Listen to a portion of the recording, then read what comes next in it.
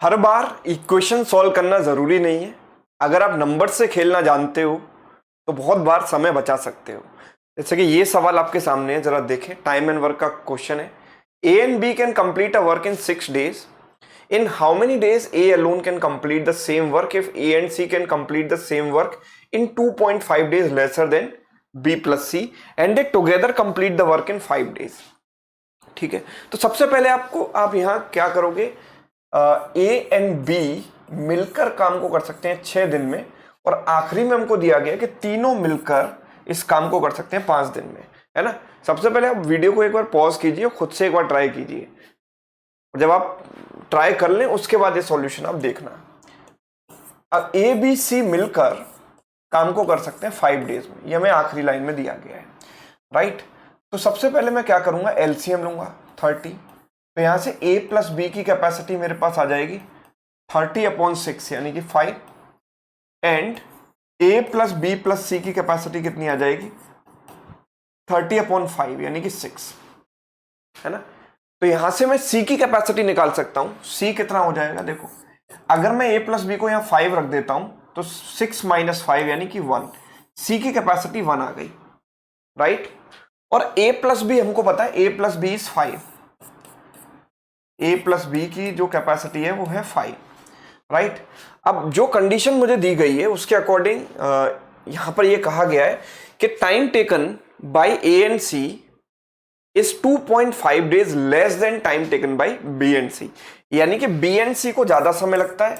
मतलब बी और सी मिलकर जितना समय लेंगे वो ए और सी द्वारा लिए गए समय से 2.5 days ज्यादा है ना। यही तो कहा गया इस लाइन में।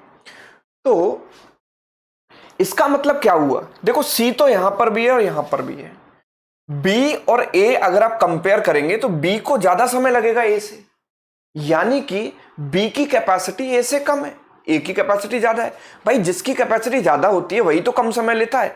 तो ए जो है अगर बी की तुलना में समय कम ले रहा है, इसका मतलब ए की कैपेसिटी ज्यादा है बी से।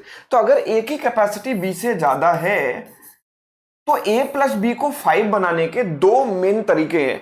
एक तो है 4 + 1 5 बन सकता है, या फिर 3 + 2 5 बन सकता है ना। अगर मैं इंटीजर वैल्यूज की बात करूं, यूजुअली जो कैपेसिटीज होती हैं टाइम एंड वर्क के क्वेश्चंस में इंटीजर ही आती हैं, है ना। तो नंबर से आप अगर हिट एंड ट्रायल कर रहे हैं तो you will try with integer values, right. तो ए इज ग्रेटर देन बी, तो मैंने यहां पर 2 ही पॉसिबिलिटी बन रही है, 4 1 एंड 3 2। अगर आप 2 3 लेंगे तो ए छोटा हो जाएगा बी से, या 1 4 लेंगे तो ए छोटा हो जाएगा बी से, तो लेने की जरूरत ही नहीं है। तो वी हैव ओनली 2 केसेस, और यहां पर मैं ये चेक कर लेता हूं कि किस केस में ये वाली कंडीशन सेटिस्फाई कर रही है। तो जरा देखते हैं। यहां पर देखो टाइम अगर मैं देखूंगा तो टाइम क्या होता है, वर्क अपॉन कैपेसिटी।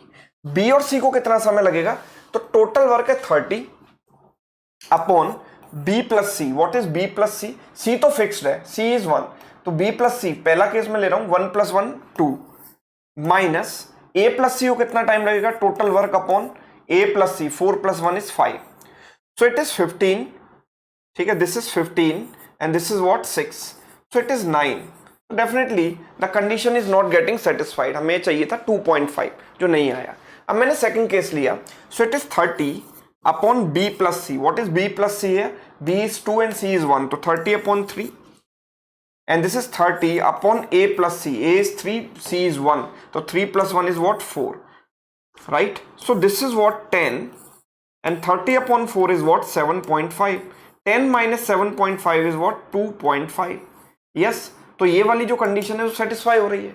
इसका मतलब कि ए की कैपेसिटी 3 है और बी की कैपेसिटी 2 है, और मुझे निकालना क्या है, in how many days A alone can complete the work. तो ए अकेला काम को कितने दिन में करेगा, तो 30 टोटल वर्क है, ए की कैपेसिटी जो है 3, इससे आप डिवाइड कर दो, 30/3 यानी कि 10 डेज में ए काम को पूरा कर सकता है।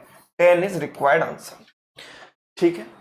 तो कई बार नंबर्स से अगर आप खेलना जानते हैं तो काम आपका आसान हो जाता है, आपको इक्वेशंस वगैरह सॉल्व करने की जरूरत नहीं है। हिट एंड ट्रायल वाली टेक्निक को ध्यान में अगर आप रखेंगे तो ये टेक्निक आपको कैसी लगी ये मुझे कमेंट करके बताइएगा। अगर आपको अच्छी लगी हो तो वीडियो को लाइक करना और शेयर करना ना भूलें। चैनल पर नए हैं तो सब्सक्राइब भी कर लें। Thank you so much.